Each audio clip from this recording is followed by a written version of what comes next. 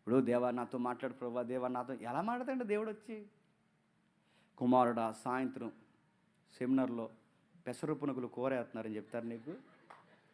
ఎలా చెప్తాడు నీకు? దేవుడు మాట్లాడమంటే ఎలా మాట్లాడతాడు నీతో? రేపు సాయంత్రం సరిగ్గా 4:45 నుంచి ఈ మధ్యస్థంలో 2 క్వశ్చన్లు అడుగుతారు కుమారుడు అని చెప్తాడా? దేవుడు ఎలా మాట్లాడతాడు? దేవుడు నీతో ఎలా కమ్యూనికేషన్లోకి వస్తాడు, ఎలా మాట్లాడతాడు? ఒకటే రూట్ చెప్పండి. ఎలా మాట్లాడతాడు? ఇందులో నుంచి మాట్లాడతాడు. మీకు ఉదాహరణ అర్థం కావాలంటే ఒక ఉదాహరణ చెప్తాను. పెళ్ళి ఎలా చేసుకోవాలని అడుగుతున్నారు. ఎలా చేసుకుంటావు అంటే, ఇదిగో అక్కడి నుంచి సప్లై సామాన్ తెచ్చుకో, ఆ పాస్టర్ గారిని మాత్రమే పిలువు, ఆ 3 ఈదులో ఉంటుంది మీ అమ్మాయి. ఎలా చెప్తాడా? పెళ్ళి ఎలా చేసుకుని చెప్తాడు తెలుసా? బైబిల్ ఏం చెప్తాడు తెలుసా? దీనికి బౌండరీస్ చెప్తుంది. ఏమంటుందంటే, విశ్వాస అయి ఉండాలి, దేవుని బలంగా నమ్మినదై ఉండాలి, విధేయత కలిగినదై ఉండాలి, ఈ ప్యాటర్న్కి, బార్డర్స్కి, ఈ అవుట్లైన్కి సెట్ అయ్యే అమ్మాయి ఉంటే నీకు నచ్చితే చేసుకో. అంతే చెబుతుంది బైబిల్. పొట్టుగా ఉంటుంది, పొడవుగా ఉంటుంది, రాత్రి కొంచెం మసక కనబడిందండి, అంత ఉండదు అయ్యా. అలా కనబడితే అందరి పిల్లలు బాగానే అలా కనబడవు, అయిపోయి కనబడతాయి అన్నీ మనకి. అలా కనబడదు, గుర్తుపెట్టుకోండి. అంత లేదు. మా ఆవిడ ఎక్కడ ఉంటుందిలేండి, ఆవిడ గారు. అలా కనబడదు, అలా ఉండదు. నీకు ఒకటే కొలత, బౌండరీస్. విశ్వాస కాదా, దేవుడు నమ్ముతుందా నమ్మదా, అన్యురాలా విశ్వాసరాలా, అంతే. ఇప్పుడు వ్యాపారం చేయాలి, ఎలా తెలుస్తుంది? ఏ వ్యాపారం చేయాలి ఎలా చెప్తాడు? నేను ఈ వ్యాపారం చేయను, బైబిల్ బౌండరీ చెప్పింది. బౌండరీ ఏమంది? దుర్వ్యాపారాలు చేయొద్దు, అంటే అడ్డంగా వచ్చే వ్యాపారాలు చేయొద్దు. బౌండరీ చెప్పింది. అంటే ఏ బిజినెస్ చెప్పదు, బిజినెస్ ఎలా చేయాలి చెప్తుంది. ఎలా చదవాలి బైబిల్? ఇదిగో కొన్ని పద్ధతులు ఉన్నాయి, ఇలా చెబుతుంది దేవుడు. ఇవి చెబితే ఇలాంటి పద్ధతి నీకు అర్థమైతే దేవుడు ఇందులో ఇలా ఉండాలని దేవుడు నీలో ఇలా మాట్లాడతాడన్నమాట. అంతేగాని పాత పురుషుడు కొత్త పురుషుడు అలా మాట్లాడు, మళ్ళీ అదొక గొడవ. అలా మాట్లాడు, అలా చెప్పడు. ఇదిగో ఒక సందర్భం ఉంటుంది, ఆ సందర్భంలో చదవాలి. ఇంకా మీకు బాగా అర్థం కావాలంటే ఒక వచనాన్ని విడదీద్దాం, త్వరగా ముగిద్దాం. క్వశ్చన్ ఎవరు ఉందిగా మనకి? ఎబ్రియల్కి రాసిన పత్రిక మొదటి అధ్యాయం. ఎబ్రియల్కి రాసిన పత్రిక మొదటి అధ్యాయం మొదటి 2 వచనాలు చదవండి.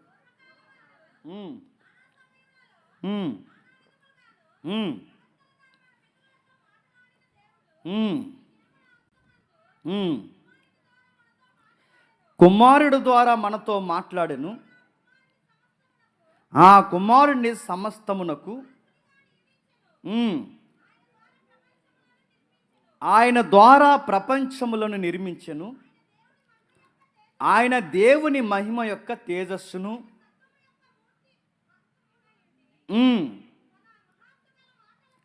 ఆ వచనాన్ని మీరు అలా జాగ్రత్తగా చదివి, ఆ వచనాన్ని విడదీస్తాడు చూడండి. ఒకసారి చూడండి, తమ్ముడు చూపిస్తాడు. ఆ వచనాన్ని మీరు జాగ్రత్తగా చూడండి. పూర్వకాలమందు, ఆ వచనం చూపించండి. పూర్వకాలమందు కనబడుతుందా వచనాన్ని? నానా సమయాల్లో, అంటే మూల భాషలో నానా భాగాలుగా. 3వది నానా విధాలుగా. 4వది ప్రవక్తల ద్వారా. 5వది మన పితరులతో మాట్లాడిన దేవుడు. 6వది ఈ దినముల అంతమందు. 7వది కుమారుని ద్వారా మనతో మాట్లాడి. ఏమర్థమైందండి? ఆశ్చర్యకరమైన మాట్లాడి చెప్పిన, క్రీస్తు శకంలో రాయబడిన ఈ పుస్తకం, క్రీస్తు శకంలో రాయబడిన పుస్తకం ఏమంటుందంటే, పాత నిబంధననే ఏ కాలం అందండి? పూర్వకాలం. అంటే పాత నిబంధననే క్రొత్త నిబంధన పూర్వకాలం అంటే, మరి మందే కాలం అండి పాత నిబంధనకి? పూర్వకాలం. ఇంకా నా మాటలు అర్థమవుతున్నాయా? పాత నిబంధననే క్రొత్త నిబంధన పూర్వకాలం అంటే, క్రొత్త నిబంధన లేదు ఇప్పుడు. క్రొత్త నిబంధన దాటి 2000 సంవత్సరాల ముందుకు వచ్చాం. ఇప్పుడు క్రొత్త నిబంధన కూడా పూర్వకాలమే, పాత నిబంధన కూడా పూర్వకాలమే. వాళ్ళకే పూర్వకాలం అయితే, ఆ పూర్వకాలం వాళ్ళకి అంటే 2000 సంవత్సరాల క్రితం ఉన్న వారికే పాత నిబంధన పూర్వకాలం అర్థం చేసుకోవడం కష్టమైతే, బాగా వినాలి, 2000 సంవత్సరాల క్రితం క్రొత్త నిబంధనలు ఉన్న వారికి పాత నిబంధనలు ఉన్న పుస్తకాల యొక్క పదాలు, వచనాలు అర్థం చేసుకోవడం, పాత నిబంధనలు ఉన్న యొక్క సందర్భాలు క్రొత్త నిబంధనలు ఉన్న వారికి అర్థం చేసుకోవడం అయితే, క్రొత్త నిబంధన అయ్యి మనకి 2000 సంవత్సరాలు అయింది. మరి మనకెంత కష్టం? 2 తరాలు వెనక్కి వెళ్తేనే మన తాతల మాటలు మనకు అర్థమవుతలేదు. 3 తరాలు వెనక్కి వెళితేనే మన బామ్మ మాట ఏంటో మనకు అర్థమవుతుంది. పూర్వకాలం తెలుగు వార్తాపత్రికలు చదవండి, పాత ఆంధ్ర న్యూస్లు ఉండేవి చదవండి, అర్థమవు. ఇంకా మీకు అర్థం కావాలంటే బస్సు వెనకాల నెంబర్లు వేస్తారు చూసారా, తెలుగు నెంబర్లు అంటారు. అట్లా జీవితాంతం కూర్చున్న బస్సుకు దాని పెట్టి అర్థం ఉంది నీకు ఆ నెంబర్ ఏంటో.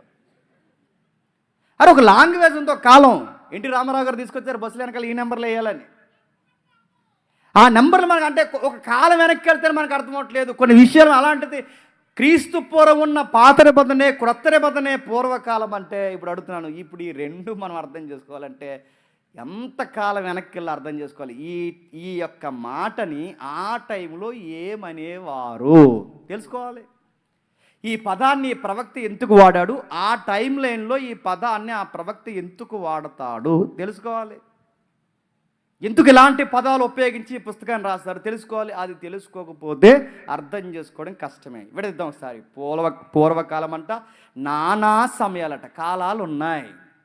అసలే పూర్వకాలం, మళ్ళీ పూర్వకాలంలో నానా సమయాలు ఉన్నాయి. అంటే నానా సమయాలు, నానా భాగాలంటే ఇందొక భాగం, ఈ ప్రవక్తతో ఒక ఊరు, ఆ ప్రవక్తతో ఒక ఊరు, ఆ ప్రవక్తతో ఒక ఊరు, ఈ భాగం వేరు, ఈ భాగం వేరు, ఈ భాగం వేరు, ఈ కాలం వేరు, ఈ కాలం వేరు. పూర్వకాలం ఒకటి ఉందట, నానా సమయాలు ఉన్నాయట, నానా భాగాలు ప్రాంతాలు ఉన్నాయట, నానా రకాల ప్రవక్తలు ఉన్నారట.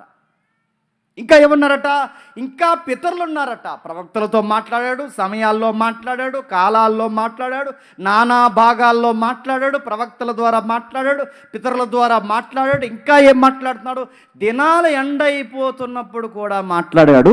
ఈ దినాలు ఎండ్ అయిపోతున్నప్పుడు ఇంకా బాగా స్పష్టంగా ఎవరి ద్వారా మాట్లాడాడు, కుమారుని ద్వారా మాట్లాడు. ఇప్పుడు ఇన్ని లైన్స్ ఉన్నాయండి.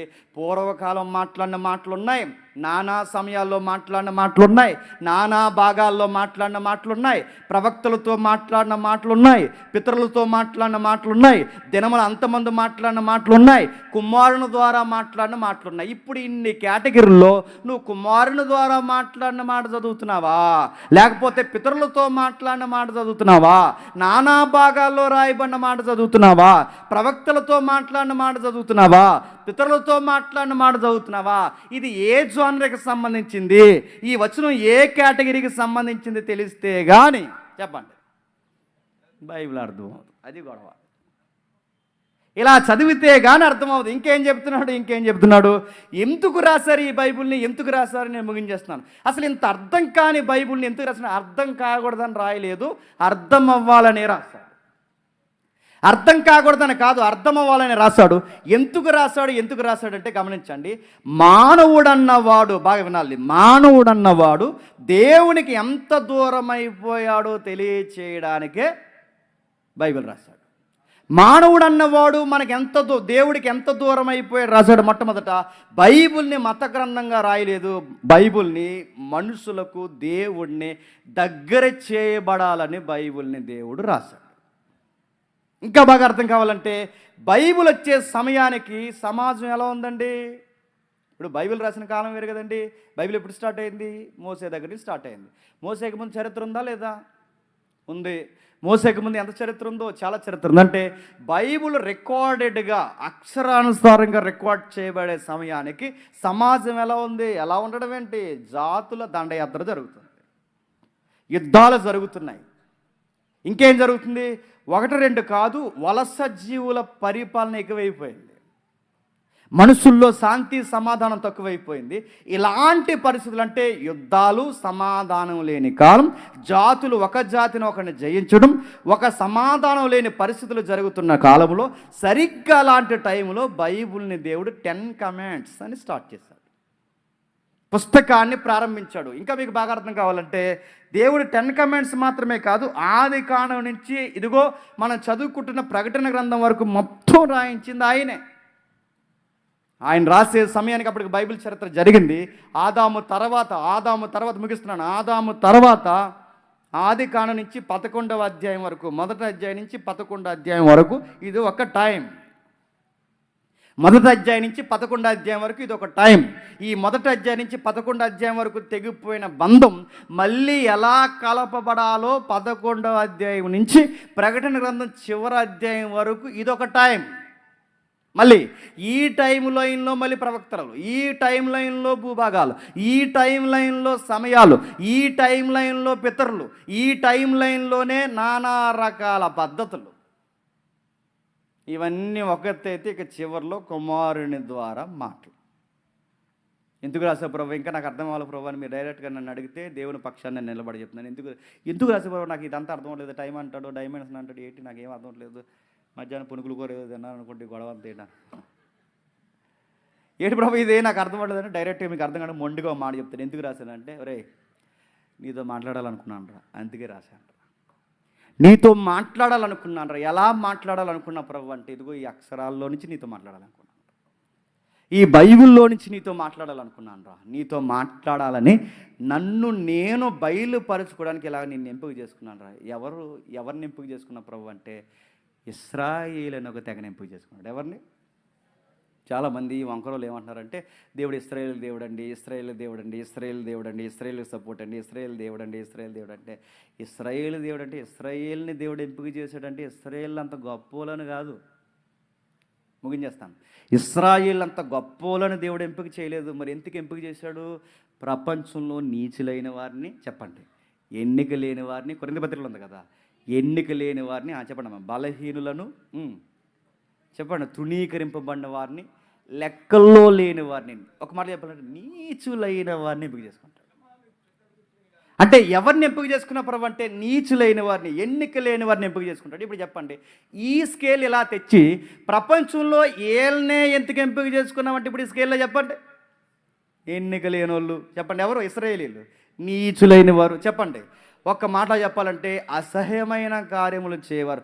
అందరూ లోకంలో ఏమనుకుంటారు? ఇశ్రాయేలు గొప్పలు అంటారు. కానీ దేవుని కొరతలేడు చెప్పిన, వీళ్ళ దేవుని దృష్టికి కాదు, లోకాన్ని దృష్టికి అందరికన్నా నీచులు.